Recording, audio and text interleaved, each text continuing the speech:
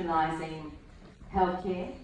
And we've also seen, and it has been reaffirmed through some of the presentations, that technology cannot replace humans. So in other words, machines can't replace the human skill.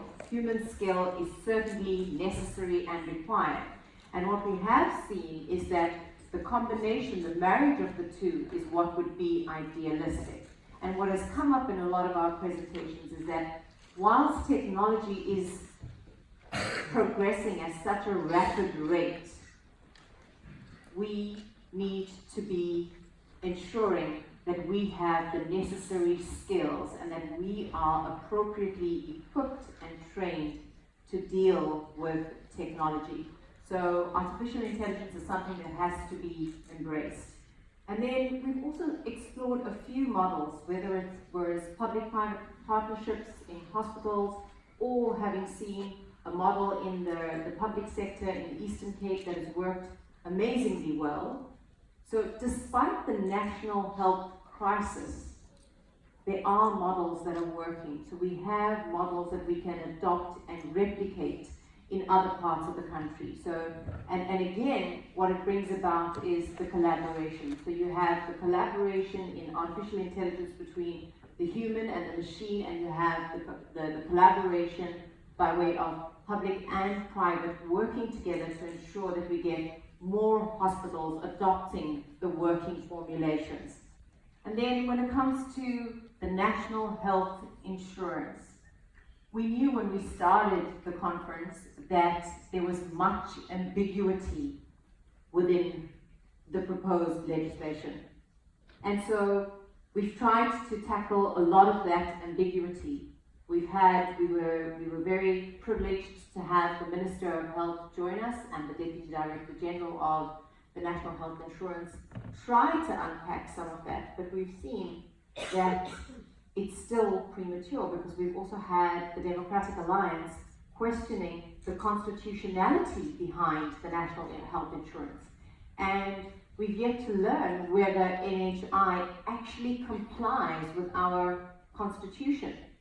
What is wonderful in all of this, and I believe, is that the government is recognizing failures within healthcare. They are recognizing what needs to be addressed within healthcare in South Africa. We shouldn't be at a point of national health crisis.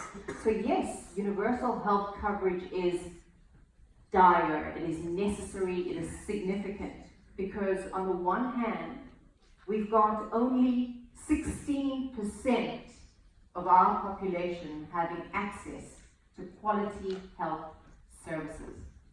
Now that is a tragedy in itself. It's inhuman that only 16% of our population have access to quality services. So of course, when we consider our economics, when we consider our unemployment rate, something has to be done. There has to be an answer. If universal health coverage is the answer, if NHI, whatever the proposed bill is, opportunity is now. It's prime, it's in our hands, it's right here on our doorstep.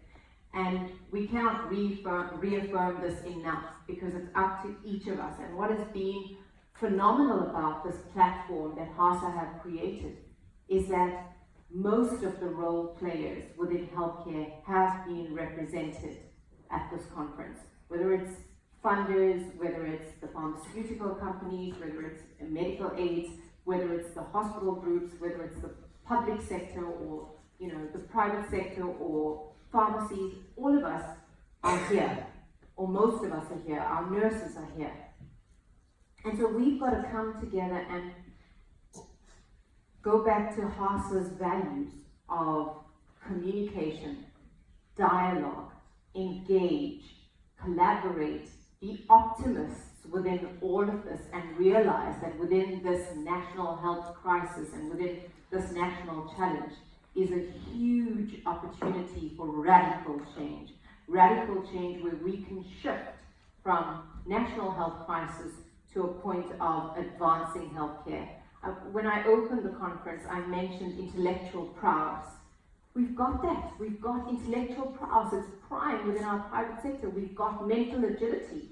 And why not tap into what we've got there and our practical experience to create this change? Let's create the dialogue. And if you don't question the status quo, or if we don't collectively question the status quo, nobody else will. And I think we've got so many lives relying on us, and we can't wait till 2026 and beyond. By then, too many lives would have been lost. So we acknowledge what the problems are now. And of course, our patients are at the center of all of this. But at the very same time, our staff are at the center of all of this. Because at the end of the day, it does take two hands to clap. There's no way you can expect the nurturer to nurture if he or she isn't feeling well. So if we take care of our staff, they would ensure appropriate care of our patients. Every stakeholder within this equation is of pivotal importance. Every one of us has a role to play, and I think that we've got the perfect time to sit around a round table and engage each other, practically debate it. As the chairperson of HASA said, let's debate openly and honestly, and the time to do this is now. If we do this, we would be able to mitigate the crisis. We have to. Without our help, we have absolutely nothing. Ladies and gentlemen, from me, Kerishnie Naiker, it has been an absolute honor and privilege to be afforded this amazing platform and to be able to share and engage with you during this HASA conference of 2019. I really believe you've created such an outstanding platform from which views can be aired. And I've also heard, members from the public sector mention their thanks and how grateful they are to have been included in this conference. And all of that is what is absolutely necessary in order for us to go forth and forge ahead towards the common goal that we share. Because we do share a common goal, and that goal is to provide safe, accessible, affordable, quality healthcare services to our South African people. They deserve healthcare. It is their human right. From me, Kerishnie Naiker, thank you so much again for having me, and thank you for being such a brilliant audience. Thank you for listening and being attentive to all the presentations. Thank you for participating, for engaging. Thank you for your inquiries and all your questions. Thank you so much. Please visit the website and download presentations from there. And for now, please, can you put your hands together for the Chief Executive Officer of HASA, ladies and gentlemen, Dr. Dumasani Bomela.